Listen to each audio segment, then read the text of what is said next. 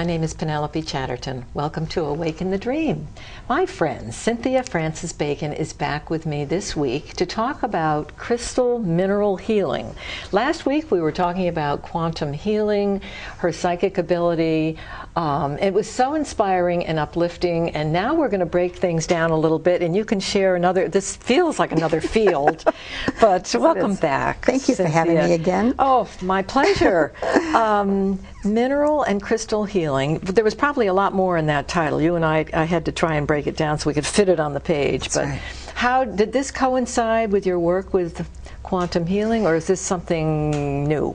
Well, it's interesting because in my spiritual path, I'm very, as I was telling you last week, came from a Catholic background. Yeah. I'm a Universalist, but I'm very Native American. And I am always been obsessed with jewelry. Yeah, minerals, jewelry, but I didn't realize at the time that I was feeling energies from them until I started learning. When I fully developed my abilities, I can, and then I became a Reiki master teacher, Shambhala master teacher. So I started to feel everything. So when you can feel things, boy, do you pay attention of how to change energies, to change a workplace, how to change a child's bedroom that's having too many problems, how minerals and crystals are gifts by the Earth Mother. Yeah.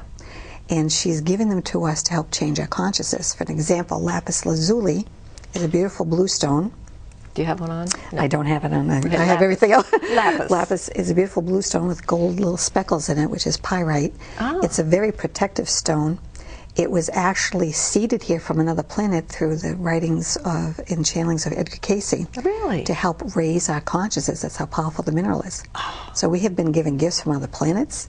We have the most amazing Earth Mother that I get emotional even when I touch a stone because I can feel everything about her. Oh. And the bottom line is people don't understand on the spiritual path that it's very, very important that as we work on the upper chakras, that we have to work on our lower chakras and really ground and be present into this reality or whatever reality really means. Yeah. But we have to connect to the Earth Mother to truly evolve. If you don't, you're going to be half out of sync. You're not going to be in balance. Yeah. In Minerals Kingdom does this for me. I mean, I am so in love. That's why I think every time I wake up, if I never saw another human being, all I'd have to do is look at a mineral or a sunset or a tree because it connects me to her heart. Yeah. And it just pulls everything in. So if I'm having an off day, I wake up and most people decide what they're going to wear and then the jewelry goes on after. Yeah. I pick the jewelry first and then I pick the outfit, do you see? Yeah. Because I instinctively know what I need. Yeah. There's certain crystals I'm going to wear when I'm going to teach a class. There's certain crystals I'm going to wear if I'm in a seminar. Yeah. And what it does, it holds attributes, especially minerals, will hold attributes that you can't at this moment until you develop your vibration. So they're gifts to us. All right. And when they'll come to me, you're psychic, Cynthia, what am I supposed to pick? Well, a lot of times if you come to my home and I have a reading, I have crystals all out on the table, and I said, if you feel free, pick whatever you want. Well, as soon as they pick certain things, I immediately know what's going on. Because every chakra center is affiliated to colors and minerals, so it's telling me where their problems are. It's easy for me to visualize a crystal, but minerals, I'm not sure. What do they look like? I mean, well, for an example, we have moonstone. What's a mineral? This is a quartz. This is amethyst.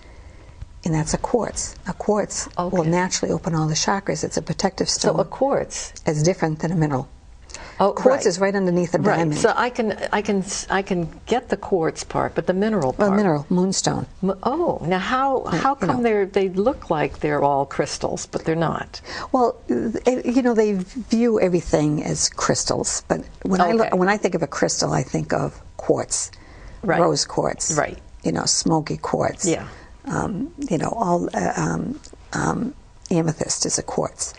And lithium quartz. I mean, it goes on and on. There's all different types of quartz. There's geodes and single. There's Lemurian seed crystals that have been given to us as a gift. I'm an avid fan. As a matter of fact, on my website, you're going to see information that's be developed in the next couple of weeks on crystals, what the meanings are. You're going to be able to access that on my website. Good. And also, if you have let's say depression, I'm going to have a link that's going to show you the type of crystals you should be gravitating to with certain problems, or whether it's arthritis, broken heart, weight loss, whatever. And there's certain crystals that you should pay attention to. Will support you. But the most important thing is, because you're a divine being having a human experience, which is what this is all about, when I have crystals on a table, you naturally, innately know what you need. Yeah. It's just like when the healer touches a person. Yeah. When my hands are burning up on a certain part of your shoulder or back, wherever your areas, problematic areas might be, they assume the healer's doing that, but it's you pulling it out of the healer. Yeah. Because you're innately always trying to balance yourself. Yeah. So crystals will create a whole different reality if you have them in your home. Like my house is filled with crystals. Yeah. But what do people say when they come to my home? How protected they feel.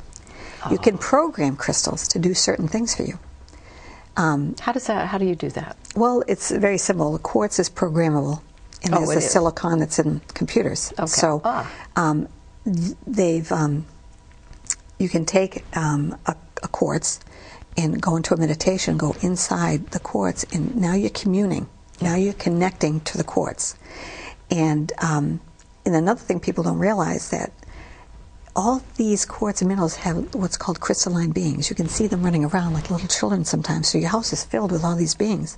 So when you have a specific desire for a mineral, let's say a geode versus jewelry, there's a reason why you want it. It's because the beings that are attached to it want to work with you. Yeah, gotcha. And it's going to come in your home, and it's going to work with you, and then you might one day, 5 years later, give it away and get something else. Yeah.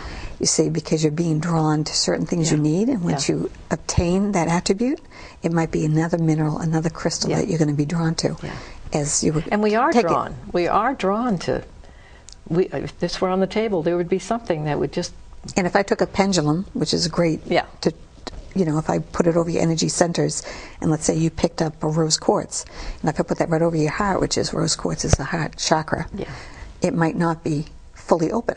Yeah. So you're being drawn to something to help open up an energy center. Yeah. And it's telling me everything, what you're working with emotionally, spiritually, and physically, whatever you're picking up. Yeah. So whatever you're drawn to, I tell people, don't ask what you should have. What is it that you're drawn to? What's and whatever calling? it is, buy it. You know, if you can't afford the bigger pieces, which obviously they have more power, get small pieces. If you don't like jewelry, take little pebbles and put them in your pocket where there's something at some point you can touch them during the day. I have a question. What are those lights inside that shed ions or something? These quartz lights. Have you seen them that people use? I just was curious because a lot of folks find them very beautiful. They're salt. They're salt. There's a beautiful energy. I'm just curious. I'm not 100% sure. A lot of folks love them. I've had them, and they're great to have around because they're salt. Yeah, they're salt, and you can put them underwater because I did that once. Really? I think that there's an actual name. Oh gosh, isn't that awful that it's escaping me?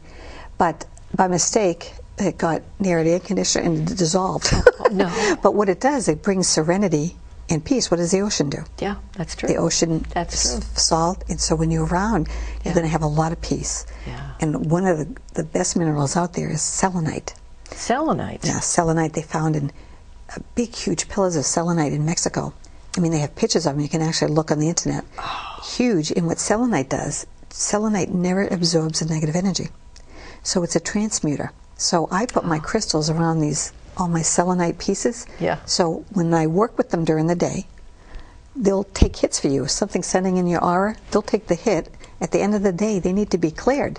See? Interesting. So you either going to work with energy, you can put them in water in the full moon, the 3 days of the full moon, and it's amazing energy. Yeah. You can put them in sunlight. I suggest not doing salted water. Yeah. We don't need the salt in there, but because I work with energy, so I can transmit it very easily. But selenite, for people that don't know how to do any of those things, all you need is a little piece and put your jewelry around. The next morning, they're ready to go to work with you again. Oh, nice. But you got to learn how to clear minerals. A lot of times, if I've done